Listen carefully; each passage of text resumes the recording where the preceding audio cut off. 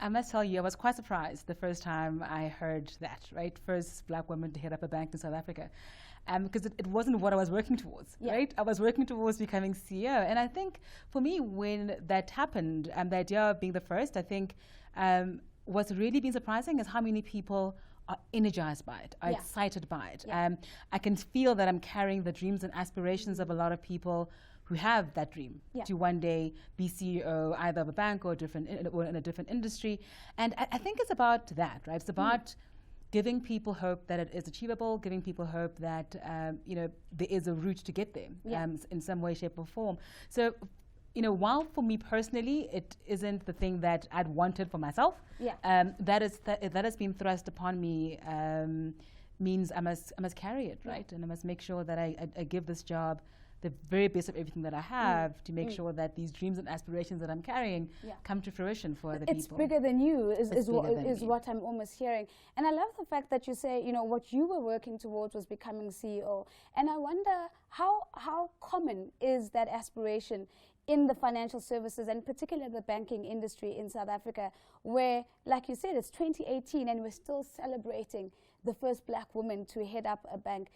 Do you get the sense that women connect with that aspiration, that they want this for themselves as well? They do. Yeah. The number of bankers who've come up to me and said, oh my gosh, it's achievable, it's doable, right? It absolutely speaks to that. I do think, when you are in banking, particularly in investment banking, I think people work so hard. You give your heart and soul to an organization, and you're hoping that you're doing that with the view that a promotion will come.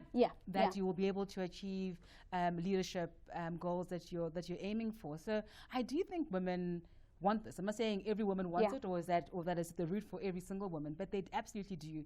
And I think when you watch women who are given leadership roles in institutions, more often than not, they step up to the role, right? And I think they change the narrative about what women can and can't do, and they grow and they flourish. And I think it's such a beautiful thing to watch. I think that's really stunning, because we also know that on the flip side, banking often gets a very bad rep for the extent to which there might be a leaking pipeline, especially with regards to the retention of women in the banking industry. And what I'm hearing is that those that are retained in the pipeline do really, really well. I'm interested in whether we are interrogating that leakage enough and what we can do as an industry to better support women so that they can make that choice of whether they aspire to be a CEO or not. Yeah, I don't think historically we've interrogated the back end well enough. But now when I talk to people in different banks and leaders of different banks, that conversation is happening,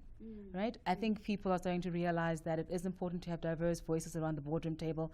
People are starting to realize the imperatives around BEE, right? So you gotta, be a good corporate citizen. And as a result, because of this understanding that we need to build a more inclusive society, and the understanding that to actually, the stats exist that show that companies that have diversity perform better financially, as well as across all other metrics. So I think it is starting to happen. We can do a lot more around making sure that women are able to be successful in banks. But before I go there, what also struck me about your question around retention is that when you talk to a lot of women, right, often they've gone to different banks.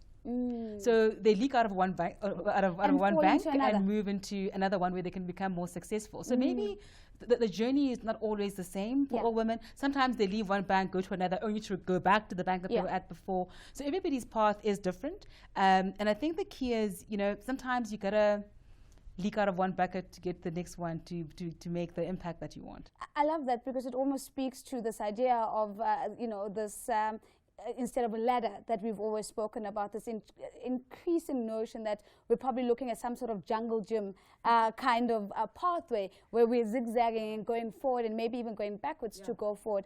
And I think that's quite interesting. And I wouldn't be surprised, though, to also maybe find that there might be, whether spoken and unspoken expectation that because you're a woman, because you're a black woman leading a bank, that part of your legacy might be to leave behind a space that is more accommodating and supportive of women. I don't want to put words in your mouth, but what is the legacy that you're hoping to build, especially at this institution? So starting with your first point, I think it should be incumbent on all leaders, both in business and civil society, to make sure that we create a more inclusive environment. So absolutely, when I leave this institution, I would love for part of my legacy to be about having created that inclusivity, having driven a culture that makes sure that, you know, people don't leave the bank because they don't see a future for themselves, because they're not the right color or the right demographic, or, you know, in whatever way, shape or form they may describe that. So that's the one part. The other part, though, is we're on this fantastic journey at African Bank. We're building a digital bank.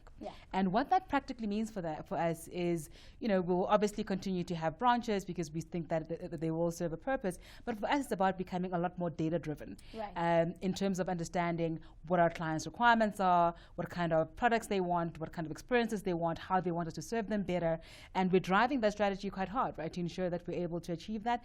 But also, given that this fourth industrial revolution is upon us, you know, and keeping customers engaged becomes much more important. It's about creating a bank where customers want to touch you all the time. So it's about creating, curating an experience for customers that is individualized, and people feel that we're looking after their needs and we understand what they want better than anybody else in the market.